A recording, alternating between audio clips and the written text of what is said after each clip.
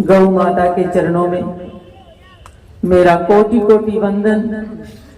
और एक शाम गौ माता के नाम आज हम सब लोग बहुत ही भाग्यशाली हैं कि उस स्थान पर, बच्चों को थोड़ी देर के लिए एक साइड पे कर दो, बहुत भाग्यशाली हैं कि आज उस स्थान पर बैठकर हमें गौ माता का गुणानुवाद, प्रभु की चर्चा सुनने का अवसर परमात्मा ने हमें दिया। जो जगह सब जगहों से उत्तम, सब जगहों से पवित्र और सब जगहों से सात्विकता से भरपूर, सो मैं एक बार पुनः गौशाला की इस पावन धरा को बहुत बहुत प्रणाम करती हूँ। यहाँ पर आज हम लोग एकत्रित हुए हैं, बड़े सुंदर सुंदर मैं यहाँ पढ़ रही हूँ जो दोहे लिखे हुए हैं। कामधेनु हर गाय हैं लेकिन हम अनजान हैं। एक ही दोहा समझ लेना, कामधेनु हर गाय है और हम अनजान हैं। और गौ पाल कर देख ले सूत्र बड़ा महान। गौ माता की सेवा भगवान की सेवा से भी सर्वोपरि है। सबसे बड़ी सेवा गौ माता की। उसके कारण मैं आपको गिनाऊंगी। ये मत सोचना कि शायद मैं ऐसे ही आप लोगों को कह रही हूं, ये सच्चाई है। भगवान भी मचले हैं, गौ माता की सेवा करने के लिए भगवान भी व्याकुल हुए हैं। जैसे ही थोड़े से बड़े हुए ना, घुटुअन चलते हुए जब वो थोड़ा सा चलने लगे हैं, तो उस वक्त मां के आगे मचल जाते हैं कि सब मेरे मित्र मंडली गौ माता को चराने के लिए वन में जाती है और मुझे भी भेजा जाए। अब आप इस पर विचार करो कि जिस जीव के लिए भगवान के मन में व्याकुलता है, जीव के मन में भगवान के लिए व्याकुलता होती है, जो सहज बात है। लेकिन जिसके प्रति भगवान के मन में व्याकुलता है, वो जीव कितना महान होगा, कितना महान होगा। और गौ माता को शास्त्रों में कहा है कि गौ माता पूरे विश्व की माता है। बिना भेदभाव के जो सबका पालन करे वो ही विश्व की मां बन सकती है, हर व्यक्ति नहीं बन सकता। गौ माता जिस जगह पर रहती है उस जगह पर सहज में ही गौ माता के अंदर 33 करोड़ देवी देवता का वास है। कितने? 33 करोड़ देवी देवता। तुम्हें जगह जगह जाने की जरूरत नहीं, तुम आकर के गौ माता की सेवा कर जाते हो तो सभी देवी देवताओं का तुम्हें फल गौ माता की सेवा से मिल जाता है। 60,000 तीर्थ गौ माता के अंदर वास करते हैं। 60,000 तीर्थ। जगह जगह हम तीर्थ ना जा पाए कोई बात नहीं, पर आपके आसपास अगर कोई गौशाला है तो वहां जाकर के अगर आप गौ माता की सेवा करते हैं तो महाराज सभी तीर्थों का फल आपको मिल जाएगा। गौ माता, मैं 2-4 बातें गौ माता के अंदर जो हमारे लिए बहुत ही उपयोगी हैं, या यूं कह लो कि इनकी सेवा से हमें क्या क्या फल मिल सकता है, मैं वो 2-4 बातें आप लोगों के अंदर करूंगी। गौ माता एक ऐसा जीव है जिसके अंदर सबसे ज्यादा सात्विकता है, तामसिकता नहीं है। सात्विक तत्व अगर किसी जीव के अंदर है तो सबसे ज्यादा गौ माता के अंदर।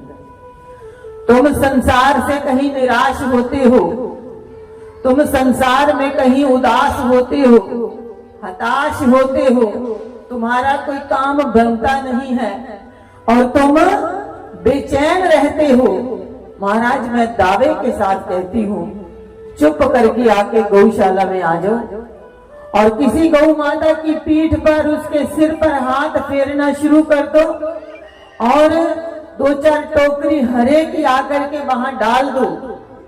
आप यकीन मानना विद इन हॉर्स आप परेशानी से उठ जाओगे, परेशानी दूर हो जाएगी। जितनी भी परेशानी आप लेकर के आए हैं, इतनी महिमा है गौ माता।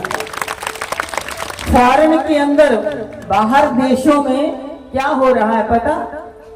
बाहर देशों में इस वक्त डिप्रेशन की बीमारी बहुत ज्यादा मात्रा में फैल रही है, क्योंकि उन लोगों का रहन सहन, हमारे यहाँ तो फिर भी हम हिंदू संस्कृति में रह रहे हैं, हमारे राष्ट्र का तो गौरव ही कुछ अलग है। यहाँ परिवार रहते हैं, संबंध हैं एक दूसरे के, भाई भाई है, बहन भाई है, चाचा ताऊ मामा सब रिश्ते हैं। फॉरेन में ऐसी कोई व्यवस्था नहीं है हमारे, सिर्फ लिविंग रिलेशन के अंदर लोग रहते हैं, ऐसे ही रिश्ता बना लेते हैं और संबंध कोई नहीं होता उनका। और फिर वो लोग मरीज हो जाते हैं, डिप्रेशन के मरीज, ब्लड प्रेशर के मरीज, कई बीमारियां घर कर जाती हैं। वहां उन्होंने रिसर्च किया, मैं जो बातें आपको बता रही हूं शास्त्र सम्मत बातें हैं जो इस वक्त हम सबके बीच आ रही हैं। उन्होंने रिसर्च किया कि इतना डिप्रेशन फैल रहा है, इतना ब्लड प्रेशर फैल रहा है, इतनी बीमारियां फैल रही हैं, इसका कोई डॉक्टरों के पास भी कोई इलाज नहीं है। कोई डिप्रेशन का मरीज हो जाता है तो डॉक्टर 2-4-5 गोलियां दे देता है और व्यक्ति खा करके सोया रहता है, पड़ा रहता है, ना किसी के साथ बोलता है ना कुछ, ऐसा ही होता है। लेकिन महाराज फॉरेन में एक और अच्छी बात जो मुझे लगी, वो दवाई नहीं खाते ज्यादा। हम लोग तो जरा सा कुछ हो तो फटाक से दवाई अंदर, एक सिर दर्द भी हो तो भी गोली चल अंदर। वो लोग इतनी जल्दी दवाई नहीं खाते। और उन्होंने एक बहुत रिसर्च करके जो एक अच्छा उपाय ढूंढा कि इन बीमारियों से कैसे उभरा जाए। तो कहते हैं गौ तो वहां भी होती है, चाहे किस नस्ल की है ये नहीं मुझे पता, पर उन्होंने पता नहीं कितने कितने डॉलर दे करके वहां जाकर के वो सिर्फ क्या करते हैं, घंटों गौ माता के सिर पर हाथ, उनकी पीठ पर हाथ, उनको उल्लंघन करना, उनको गले लगाना और घंटों गौ माता के पास वो लोग बैठे रहते हैं। और उन्होंने पाया कि बड़े बड़े डिप्रेशन के, ब्लड प्रेशर के बीमारियों के मरीज उससे ठीक हो गए। मेरा कहने का मतलब ये है कि गौ माता को कभी भी पशु समझने का दुस्साहस मत कर लीजिएगा कि ये पशु है। हम कह देते हैं पशु है, गौ माता, शास्त्र कहते हैं कि गौ माता 84 लाख योनियों का लास्ट शरीर है, इसके बाद सीधा मनुष्य बनते हैं। ये गौ माता लास्ट है, इसके बाद हमारा कोई पता नहीं हम क्या बनेंगे, पर ये गारंटी है कि गौ माता के बाद गौ माता सीधी मनुष्य ही बनेगी। ये लास्ट इनका जन्म होता है। कभी भी इनको पशु समझने का दुस्साहस मत कीजिएगा। तुम्हारे घर में किसी भी चीज की परेशानी है, महाराज गौ के गोबर में लक्ष्मी का वास बताया है, गौ के गोबर में। और हम आपको बताएं, पहले तो मैं माफी चाहती हूँ, मैं लेट हो गई थोड़ा सा, क्योंकि 1 घंटा सोए और फिर उठ गए, थोड़ा चाय पानी लिया 1-2 जगह, और रास्ते में ये रानियां वाले लालची तो बहुत है ना, ये हैं तो कहते इधर भी आ जाओ, इधर भी आ जाओ, इधर भी आ जाओ। तो गौ माता की सेवा में मैं थोड़ा सा लेट हो गए, मैं पहले क्षमा भी चाहती हूँ। तो बढ़िया हो गया, मौसम बढ़िया हो गया। कभी भी गौ माता को पशु समझने का दुस्साहस मत कीजिएगा। गौ माता पशु नहीं है। इसके अंदर जो जो गुण हैं मैं गिना नहीं सकती कि गौ माता के अंदर क्या क्या गुण है। तुम्हारे घर में किसी भी चीज की आप समझते हो कि कोई कमी आ रही है, हमारे घर में कोई बरकत नहीं हो रही है, हमारे घर में परिवार जो है उसके अंदर भी कोई बढ़िया सा मेल मिलाप नहीं है, और घर का कोई सदस्य अगर कोई व्यसन करता है, कोई नशा करता है किसी प्रकार का भी, मैं दावे के साथ एक बात और कहती हूं, तुम सब जगह छोड़ करके सिर्फ गौ माता के पास आ जाओ, सेवा करना प्रारंभ कर दो, तुम्हारी एक एक समस्या का यहाँ पर गौ माता हल करेगी। ये बोलती नहीं है महाराज, लेकिन ये समझती सब कुछ है। और क्या कारण था, अब विचार करो, कन्हैया ने और किसी पशु को नहीं चराया, चराया किसी और को, किसको चराया? गौ माता। और जब तक मेरे कान्हा ने गौ माता की सेवा करी तब तक पद त्राण नहीं पहने, अपने पांव में जूते, नंगे पैर गौ माता का वो चरण करने जब जाते थे तो नंगे पैर जाते थे। और जब वो वापस लौटते थे तो गौ माता जब चलती है ना तो इनके चरणों से जो धूल उड़ती है उस धूल का ही बड़ा महत्व है। कन्हैया उस धूल को पूरा अपने ऊपर लेते थे, और जब आते थे ना कन्हैया गौचारण करके जब वापस आते थे, गोधूली मेला है इस वक्त जहाँ जब हम बैठे हुए, ये गोधूली मेला है, बड़ा अच्छा समय हमें मिला, गोधूली मेला, सारी गौएं चर करके अपने अपने स्थान पर आती हैं, तो कन्हैया पूरा धूल दूसरित हुए होते, पूरा धूल से लथपथ, और कहीं कहीं पर पसीने के बिंदु जैसे मोती चमकते हैं ना, कन्हैया की शोभा ही गौ माता के साथ कुछ और थी। गौ पालन किया उन्होंने, और यही कारण था कि उनका एक नाम गोपाल भी पड़ा। तो मेरी आप सबसे जो विशेष प्रार्थना है वह ये है कि आप कुछ और करो या ना करो कोई बात नहीं, पर गौ माता की सेवा से वंचित मत रहना। देखो आपकी गौशाला में कहीं हमारी गैया कोई भूखी तो नहीं रह रही?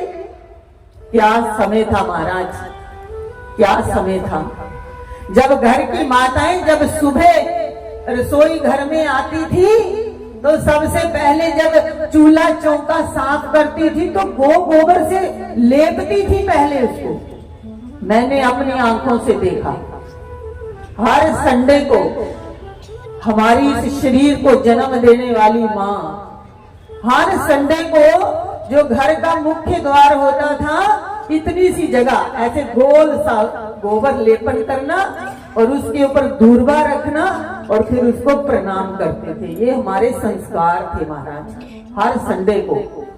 और मंगलवार वीरवार छोड़ के घर के चूल्हे चौके पर गोबर लेपन होता था। ये तो व्यवस्था बिगड़ गई, सीधा जाओ, पहले लाइटर था तो लाइटर में स्विच मरोड़ा और ड्रम करती आग जलती है और रखा उस पर चाय का बर्तन और बनाई चाय और वो जलती फूंकती चाय, सुबह सुबह नहाए धोए कुछ नहीं है और उस चाय को फिर हम पीने लग जाते हैं। ये हमारी दिनचर्या हो गई, ऐसा हमारा जीवन हो गया। और जब से हम अपने संस्कार भूलने लगे तब से हमारे घरों में बीमारियों ने भी आकर के डेरा जमा लिया।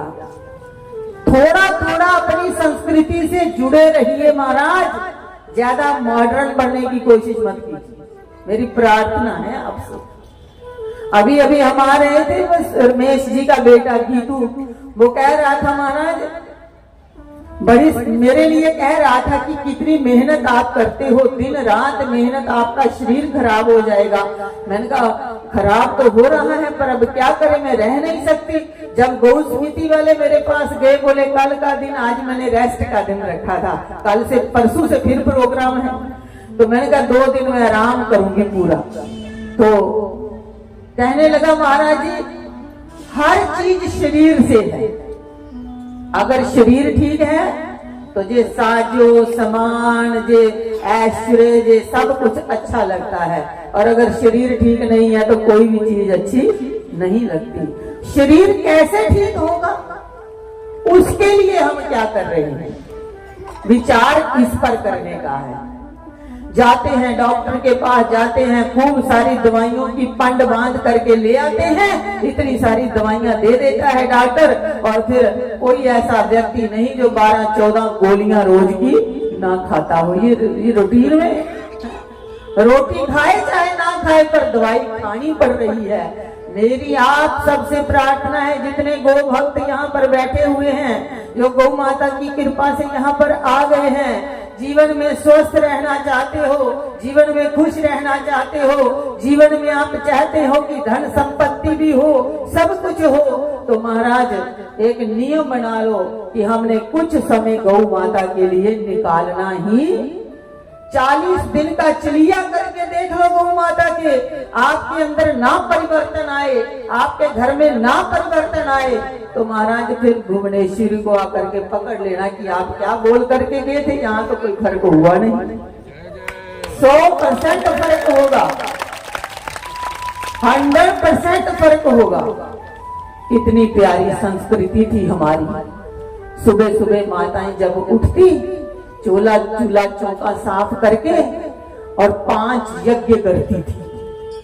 एक रोटी गौ माता के लिए, एक रोटी अग्नि देवता के लिए, एक रोटी कुत्ते के लिए, एक रोटी कौओं वगैरह के लिए।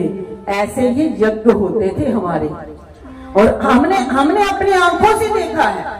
ब्राह्मण परिवार में जन्म लिया तो वो संस्कार होते ही है ना, अपनी आंखों से देखा। इतनी इतनी रोटी बनाती माँ, इतनी इतनी, एक तवे पर 5 बना लेती, और जो अग्नि में देती उसमें थोड़ा सा घी डालना, थोड़ी सी चीनी डालनी, तो चूरी सी बना के उसको अग्नि में दे देना। ऐसे ही भी थोड़ा सा घी डाला, थोड़ी सी चीनी डाली, फिर वो कुत्ते को डाल देनी, फिर गौग्रास निकाल देना, फिर छत पे डाल करके आना। ऐसे ऐसे लोग पहले, और बच्चों के अंदर अच्छे संस्कार थे। शायद वही संस्कार थे कि आज उन संस्कारों ने मुझे यहाँ बिठाया है, मुझे यहाँ पर बिठाया है। मैं प्रत्यक्ष प्रमाण हूँ आप लोगों के बीच की संस्कारों से जीवन जिया है, तो आज यहाँ पर पहुंचे हैं। मेरा आपसे, मैं गौ माता के लिए आपसे हाथ भी जोड़ूंगी कि गौ ग्रास जरूर निकालिए। जिस क्षेत्र में गौ प्रसन्न रहती है, जिस क्षेत्र में संतों का सम्मान होता है, महाराज वो क्षेत्र जो है ना, वो हमेशा खुशहाल रहते हैं, वहां किसी चीज की कमी नहीं आती। अब करना क्या है गौ ग्रास के लिए, ये नहीं कि वो जो रेडी है वो घूम रही है, कोई चोकर है दे दो, कोई रोटी है दे दो, ऐसा।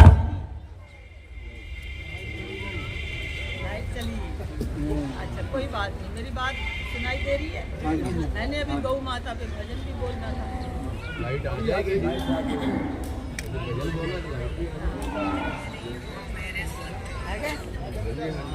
चलाएंगे जनरेटर। जय जय जय श्यामा, जय जय श्यामा, जय जय श्री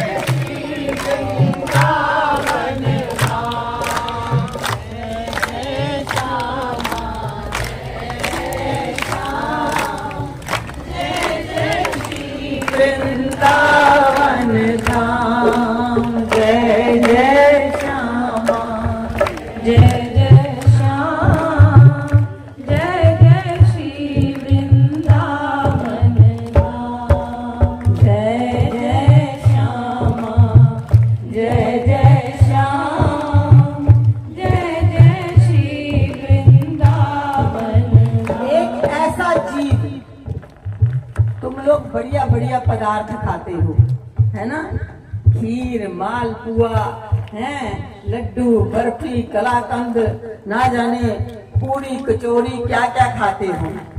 तुम्हारा मल किसी के काम आता है? आता है तुम्हारा मल है? और जहां तुम मल त्याग करते हो वहां कोई बैठ भी नहीं सकता। ठीक है ना पंडित जी?